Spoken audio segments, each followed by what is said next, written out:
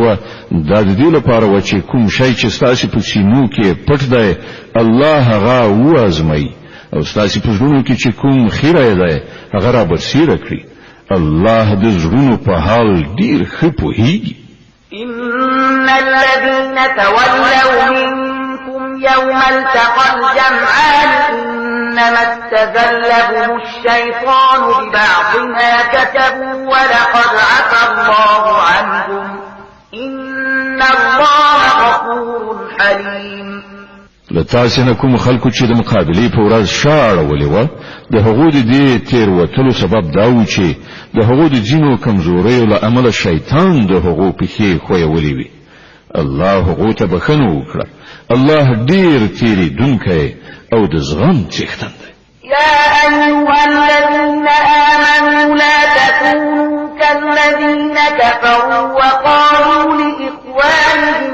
إذا ضربوا في الأرض أو كانوا غزا لو كانوا عندنا ما ماتوا وما قتلوا ليجعل الله ذلك حسرة في قلوبهم والله يحيي ويميت والله بما تعملون بصير. اے مؤمنانو کافرانو غوندې خبرې مکوي چې کله هغو دوستان او خپلوان کله کوم سفر ته ځي یا په جګړه کې برخه اخلي او هلته له کومې پیښې سره لاس او ګریوان کیږي نو هغوی وایي چې که هغوی له موږ سره وایي نو نه به مړه شوي او نه به وژل شوي. الله دا ډول خبرې د هغو په زړونو کې د غم او افسوس وسیله ګرځوي. که دا نوی نو په اصل کې د مرګ او ژوند واکواله همدا الله دی او هغه ستاسو د ټولو حرکتونو څارونکی دی. ولئن قتلتم في سبيل الله أو متم لمغفرة من الله ورحمة خير مما يجمعون. که تاسو د الله په لار کې وژل شئ یا ومرئ نو ستاسو په باب د الله راتلونکی رحمت او بخنه د هغو ټولو شیانو څخه ډیره غوره ده چې دا خلک راغونډوي. ولئن متم أو قتلتم لإلى الله تحشرون. او که تاسو ومرئ یا وژل شئ په هر حال ستاسو د ټولو ورتګ د همدې الله لوري ته دی. فبما رحمة من الله لنت لهم ولو كنت فظا غليظ القلب لانفضوا من حولك فاعف عنهم واستغفر لهم وشاورهم في الأمر فإذا عزمت فتوكل على الله إن الله يحب المتوكلين. ای پیغمبره دا د الله لوی رحمت دی چې ته د دې خلکو لپاره ډیر نرم خویا جوړ شوی. که داسې نه وای او تتون خویا او سخت زړه وای نو دا ټول به ستاله شاو خوانه خوار شوی. د دوی خطاوي وبخه د دوی لپاره بخنه وغواړه او هغوی سره هم په خپل کارونو کې مشوره کوه. بیا چې ستا اراده پر کومه رایه ټینګ شي نو پر الله توکل وکړه. د الله هغه خلق خوښیږي چې د هغه په ډاډه نه کار کوي.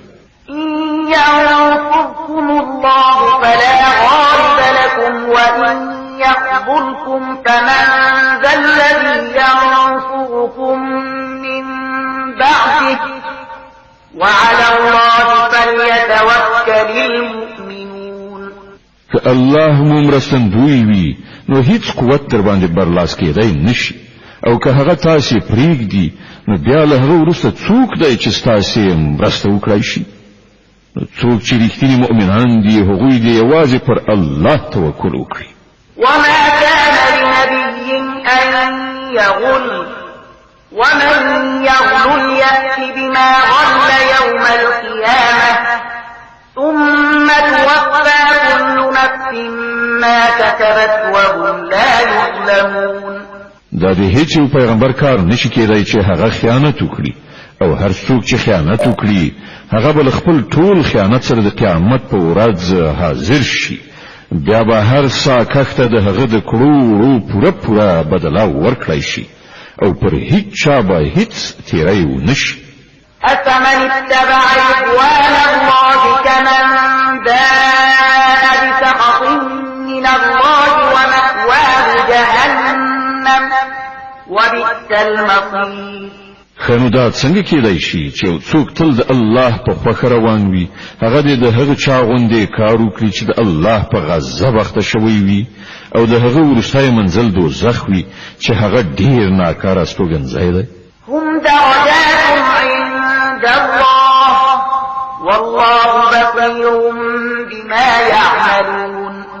د الله په وړاندې په دې دواړو ډوله خلکو کې په درجو توپیر دی او الله د ټولو د عملونو لیدونکی دی.